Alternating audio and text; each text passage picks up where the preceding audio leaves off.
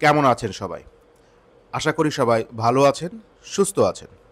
আপনারা জানেন ফাইন্যান্স বিল ২০২৫ ইতিমধ্যে প্রকাশিত হয়েছে এবং এখানে একটি বড় পরিবর্তন আসছে, সেটি হলো কর দিবস। ব্যক্তি শ্রেণীর করদাতা অর্থাৎ স্বাভাবিক ব্যক্তি এখন কর দিবস হবে ৩০শে নভেম্বর, যেটি আগেও ৩০শে নভেম্বরে ছিল, কিন্তু অনুমোদন সাপেক্ষে এটি ৩ মাস বৃদ্ধি করা যাবে। আবার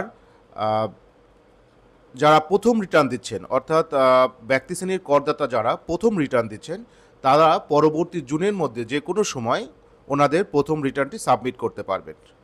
কিন্তু বড় পরিবর্তনটা এসেছে কোম্পানির ক্ষেত্রে। পূর্বে কোম্পানি রিটার্ন সপ্তম মাসের ১৫তম দিন এর মধ্যে সাবমিট করার বাধ্যবাধকতা ছিল, যেটি এবার বেড়ে নবম মাসের ১৫তম দিনে করা হয়েছে। তো চলুন দেখে নিই কোন কোম্পানির জন্যে বা কোন অর্থবছর যাদের শেষ হচ্ছে তাদের জন্যে সর্বশেষ কর দিবস কত তারিখ হচ্ছে। ২০২৫-২৬ সালে আয়কর রিটার্ন দাখিলের সর্বশেষ দিন কোম্পানির ক্ষেত্রে যারা ৩১ ডিসেম্বর ২০২৪ সালে ওনাদের আর্থিক বছর সমাপ্ত করেন, সেক্ষেত্রে ওনাদের কর দিবস হবে ১৫ই সেপ্টেম্বর ২০২৫। যারা ৩১শে মার্চ ২০২৫ ওনাদের আর্থিক বছর সমাপ্ত ঘোষণা করেন, ওনাদের ক্ষেত্রে হবে ১৫ই ডিসেম্বর ২০২৫।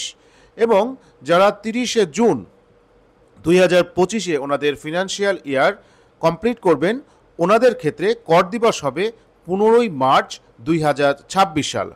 অর্থাৎ যারা ইতিমধ্যে কর দিবস সমাপ্ত করেছেন অর্থাৎ ৩১শে ডিসেম্বর ২০২৪ অথবা ৩১শে মার্চ ২০২৫, ওনাদের ক্ষেত্রে ২ মাস সময় বৃদ্ধি করা হয়েছে।